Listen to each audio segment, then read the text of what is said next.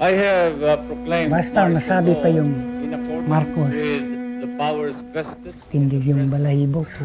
Ay sa panahon na yun, Marcos talaga ang naghari. After the rape, nilabas ako, nilamutak na naman ako ng maraming military. Ginib up ko na yung katawan ko eh. Parang sabi ko, barilin nyo na ako. Pinaupo ako sa ice block tapos nilublob pa ako sa kasilyas. Bigla, pinaputukan po kami lahat-lahat. Nakikita po namin mga bahay namin dyan sa Malisbong proper, sinusunog na po. Kahit hindi ka kasali, dahil sa team po ni na Marcel, patayin niya talaga. Masakit ang loob mo na bakit ganun na walang kalaban-laban. Ginawa nila sa mga parents namin.